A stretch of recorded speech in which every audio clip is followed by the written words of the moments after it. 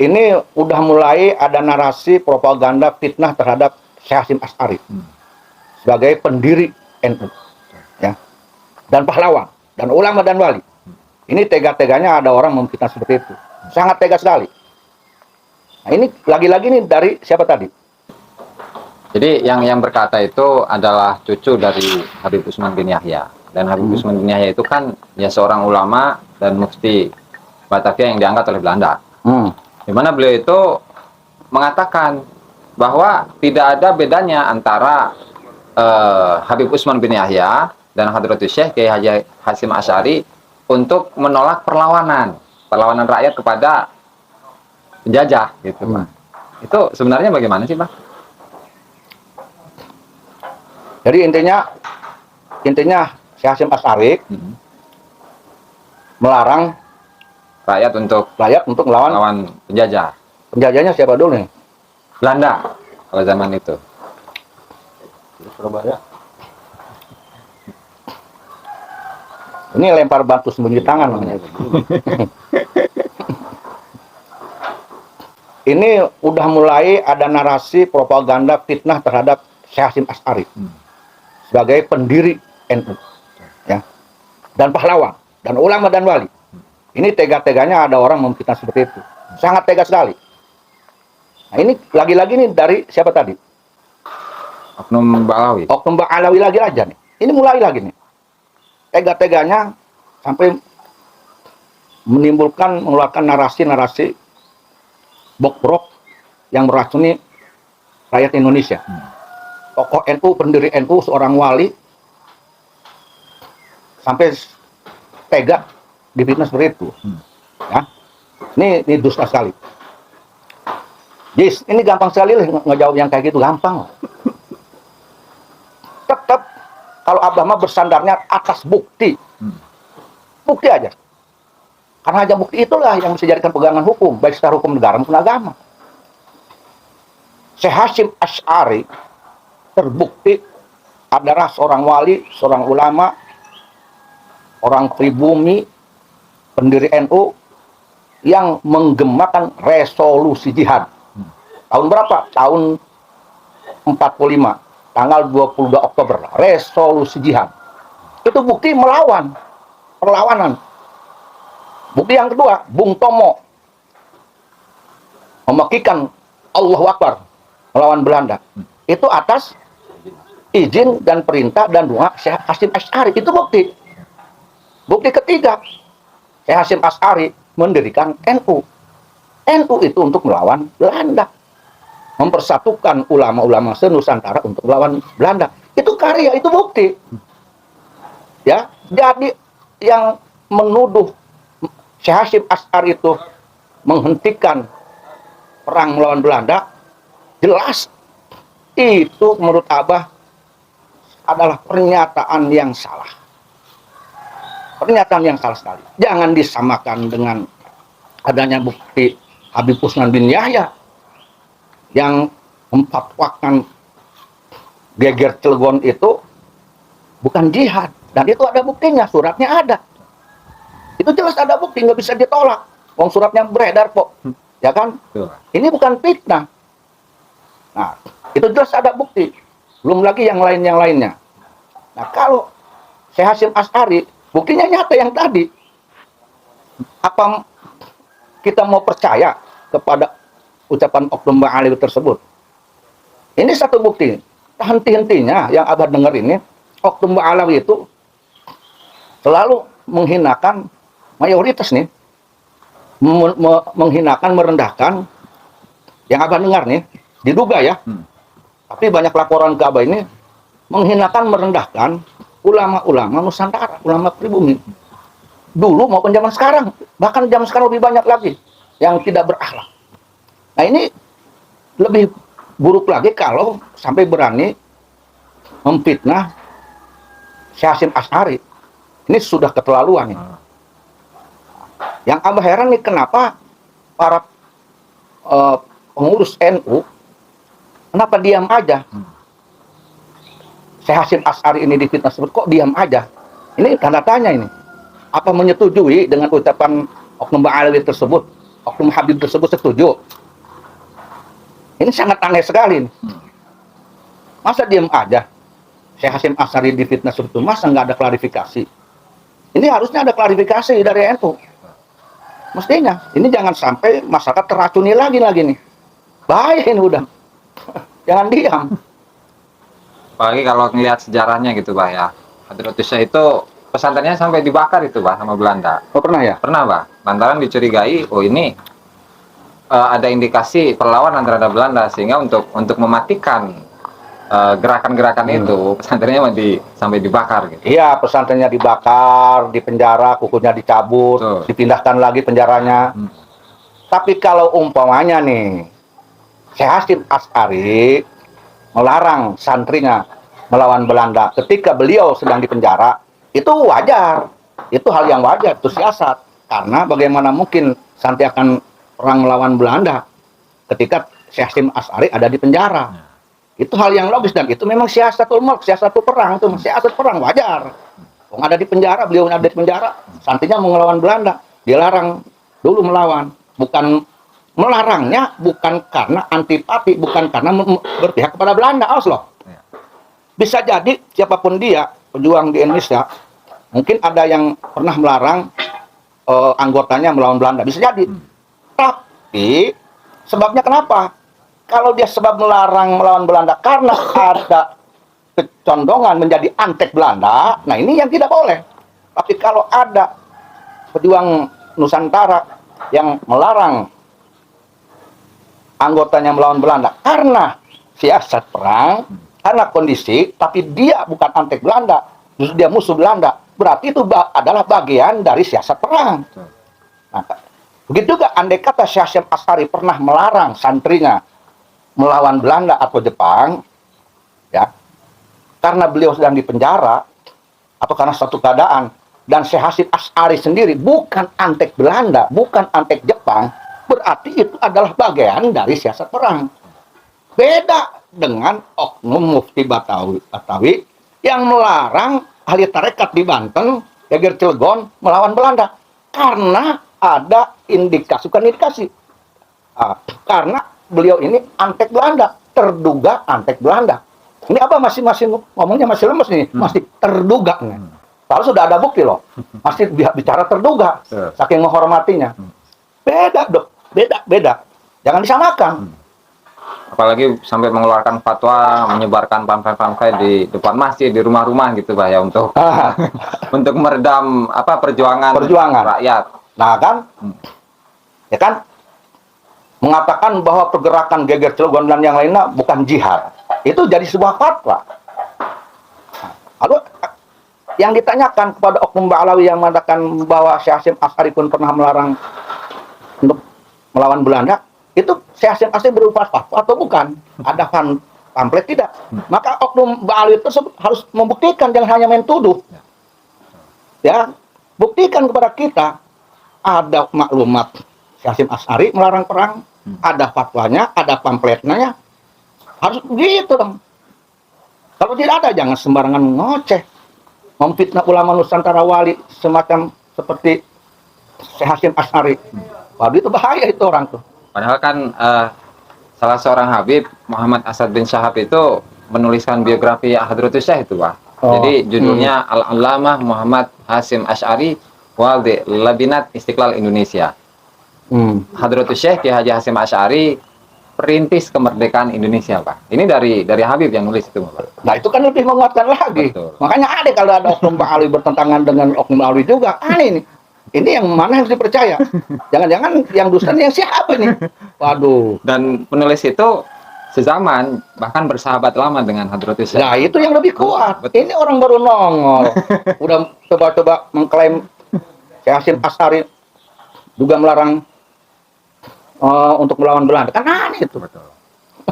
Aduh. Jangan-jangan tuh orang jahil itu. Muter kembali ya. Muter apa ya? Iya, itu fatwa, Pak. Ya tujuannya dia mungkin tidak suka Habib Usman dituduh antek Belanda. Maka dia pun ingin membuat narasi tuh. Syekh Hasyim Asy'ari juga sama. Nggak bisa orang Indonesia udah pinter semua kok. Salah. Jadi bumerang itu kepada dirinya sendiri. Bahaya itu. Orang rencananya, mana gaji, mana golden. Jadi ditawari lencana gitu, Hadrotisnya ditawari lencana oleh Gubernur Jenderal Belanda di Indonesia waktu itu, ditolak oleh Nah, kan itu satu Hadrotisnya. bukti kan? Satu bukti, nggak ada gaji, nggak ada apa, satu bukti. Betul. Nah ini makanya Oknum Ba'alawi yang mengatakan Syekh Hasyim Asy'ari pernah melarang lawan Belanda, harus hadirkan bukti.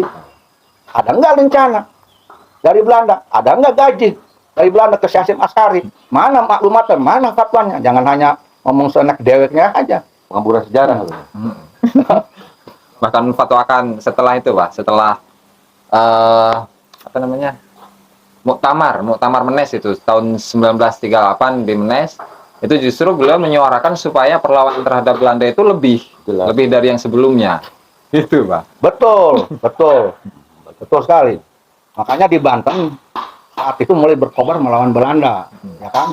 Dari Menes, dari Pandeglang berkobar, sehingga Syekh Sohib Kadupinang, Syekh Ruliani Kadupinang, Syekh Hasnawi Caringin itu melawan Belanda. Itu salah satunya. Ini bukti loh, orang-orang Banten tahu semua. Ini Oknum Ba'alawi yang seenak udah ngomong ini gimana sih? Aduh, pengen disamain kali. Habib Usman, itu sama juga Syekh Hasyim Asy'ari juga begitu. Waduh, salah itu. Jangan main-main lah di Indonesia. Orangnya sudah pada pinter semua, udah ngerti semua, nggak bisa diracun oleh informasi buruk seperti itu. Apalagi nih Syekh Hasyim Asy'ari, waduh bahaya itu. Yang tersakiti jelas, Pak. Iya jelas lah, jelas. Khususnya orang NU, bukan orang NU juga pasti sakit satu. Semua tahu kok Syekh Hasyim Asy'ari tidak bisa dibantah, tidak bisa disangkal oleh negara pun dia dari pahlawan.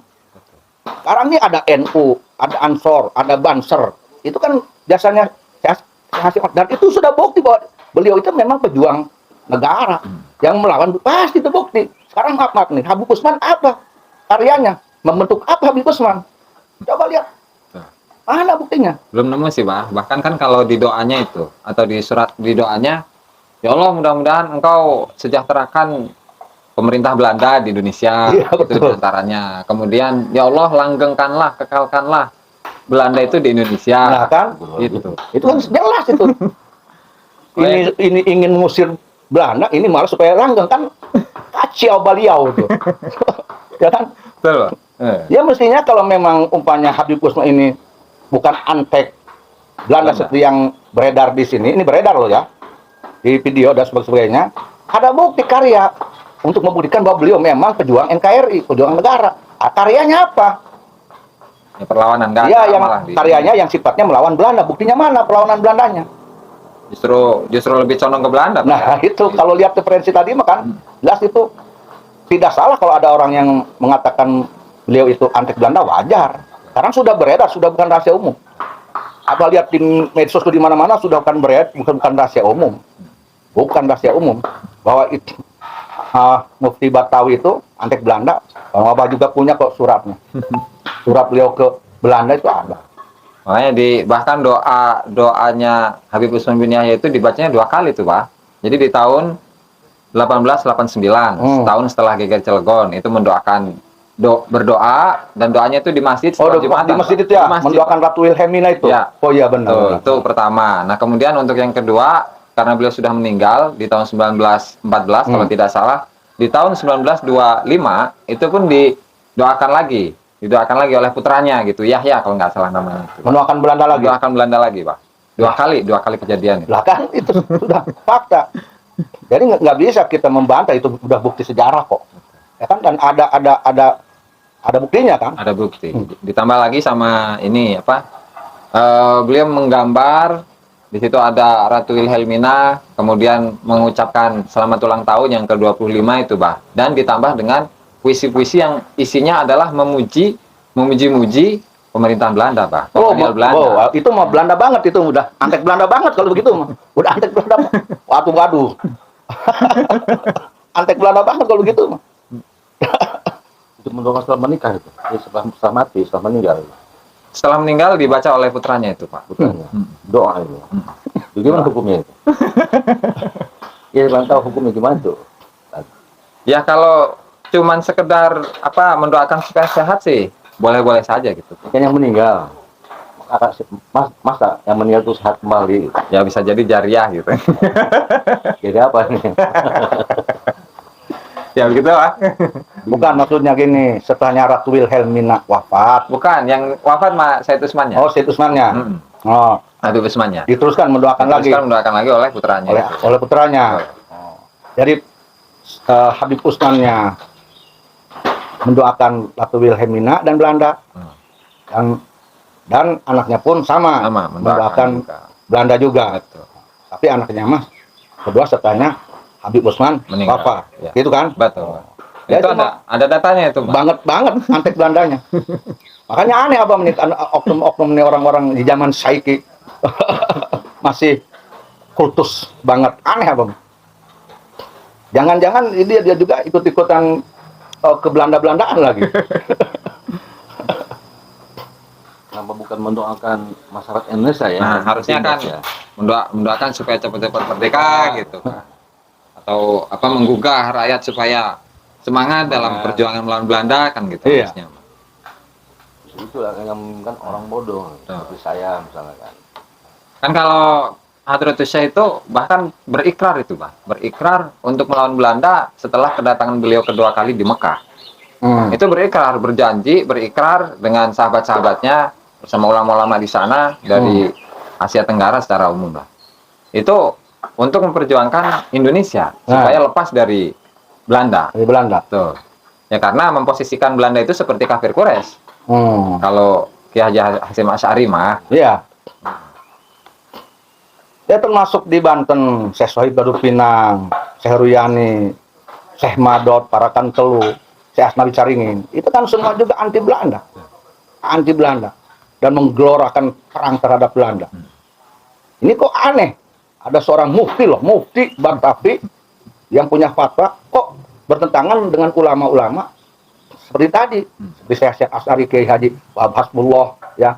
Syekh Sohib Baru Pinang, Syekh Ruyani Kalbundang, Syekh Asnawi Caringin, Kiai Haji Siroj, Kiai Haji Sulaiman. Ini kan aneh kan gitu. Ini jadi pelajaran buat kita rakyat Indonesia, khususnya ulama pribumi, ulama Nusantara. Dan jangan kita ikut-ikutan kepada paham-paham oknum-oknum antek Belanda, jangan. Gitu. Nasionalisme harus dibangun